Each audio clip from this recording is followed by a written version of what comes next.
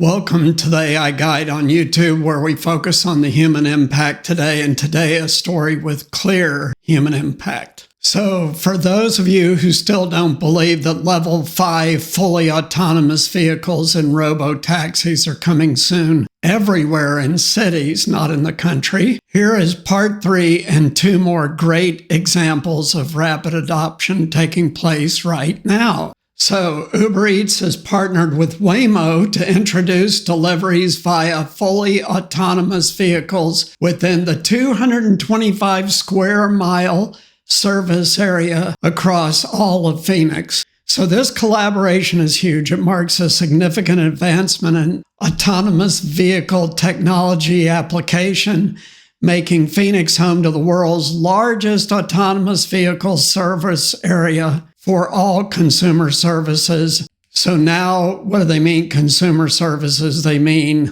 not just rideshare, but food delivery, Uber Eats. Initially, the service will feature select a few restaurants in Chandler, Tempe, and Mesa, Arizona, including local favorites. So this venture not only brings a new delivery method to Uber Eats users, but also supports local companies by connecting them with consumers through state-of-the-art technology. So this is really a next-level partnership application. So ordering with the Waymo driver is straightforward. Users in the Phoenix area will see a built-in app notification informing them that their order may be delivered by an AV, autonomous vehicles. Those preferring traditional delivery can opt out during checkout. Customers who are matched with a Waymo vehicle for delivery will receive detailed instructions on how to collect their items from the vehicle's trunk when it arrives. Since launching their ride-hailing partnership in Metro Phoenix, Waymo and Uber have completed tens of thousands of trips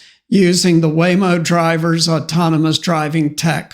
So this expansion into food delivery with Uber Eats is the next step in their joint effort to explore the potential of autonomous technology. And clearly, it's a natural partnership between Uber and Waymo. By extending the reach of autonomous driving technology to include food delivery, this partnership aims to demonstrate the safety, efficiency, and environmental benefits of autonomous vehicles to a much broader audience. The collaboration between Uber Eats and Waymo underscores their commitment to advancing autonomous technology and to transforming urban mobility and delivery services, which this will. This partnership is the first major expansion of Robotaxi uses that I have seen outside the core area of rides for people like you and me. So this is a big deal. Next up, yet a second story. Mayor Eric Adams and the New York City DOT Department of Transportation Commissioner Ydanis Rodriguez have announced the introduction of a new permit program aimed at overseeing the testing of autonomous vehicles in New York City. So why is this a huge deal? This really is a huge deal. This is the most complex autonomous vehicle environment in the United States, hands down. So an AV pilot program here will open the door to autonomous vehicles in all major cities in the United States and beyond. Number one. Number two, this is the first northern city where they're really trying to tackle this problem. Why? Because heaters have been invented for the sensors that these self-driving cars use to navigate that can be blocked by snow, ice, fog, things like that. So these heaters are mandatory. They're just starting to come into play through Waymo, and this program is part of the city's initiative to ensure the safe and responsible exploration of AV technology on its crazy city streets. So safety is the primary concern. The program mandates that a trained driver must be present behind the wheel of any AV being tested, ready to take control at any moment. So this is the phase 1 testing that happened in Phoenix 3 or 4 years ago, when a safety driver was always present. And then after 3 years of that, roughly, it went to full autonomy. We'll see the same thing in New York. And by the way, see a separate short I did on New York instituting a very high fee that went into effect in March, just last month, to significantly charge private passenger vehicles coming into the city. I've said this before, I'll say it again. New York City is going fully autonomous, robotaxi only in the future, and private passenger vehicles will not be allowed in Manhattan below roughly 100th Street. That's for a later day, 5 to 10 years from now, but it is coming. That is coming, where private vehicles, not commercial, but private passenger vehicles will not be allowed in Lower Manhattan. And by the way, both of these articles are courtesy of Inside Autonomous Vehicles, hat tip to them. Highlighting New York City's commitment to innovation, Mayor Adams emphasized the importance of incorporating strong safety measures and collaborative efforts with the DOT and emergency services.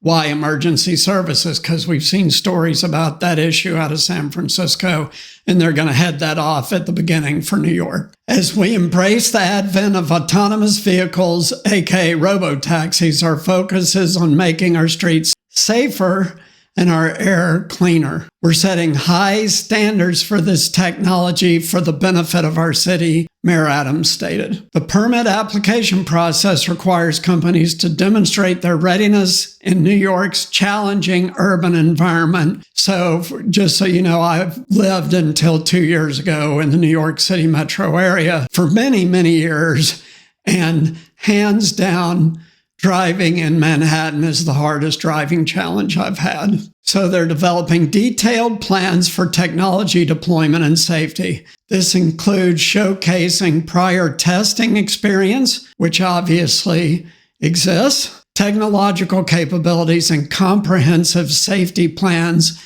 detailing how the technology will be safely operated on New York City streets. Deputy Mayor for Operations Meera Joshi pointed to the autonomous industry's potential to create good, upwardly mobile jobs and emphasized the city's proactive approach to regulate AV technology beneficially. We're preparing New York City for the future of autonomous transportation, ensuring it aligns with our vision for a safer, more sustainable, and equitable transportation system, Joshi commented. So let's talk for a second about that last point, equitable transportation system. In New York, what they're saying, without saying it, is that one day these autonomous vehicles are going to replace a bunch of stuff. Most likely the bus system, which means the fares will be relatively low and these taxis will be ubiquitous, as common as the current New York City taxis plus Ubers. And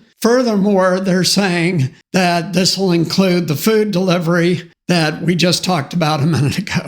Companies interested in participating in the program must meet stringent criteria, including following industry best practices for the recruitment and training of safety drivers, obtaining approval from the New York State DMV, Department of Motor Vehicles, and coordinating closely with the city's emergency services. They must also comply with cybersecurity best practices and provide detailed reports on the automation level and safety performance of their AV technology. So basically, they're imposing the same standards that California imposed in San Francisco. The precedent is already set.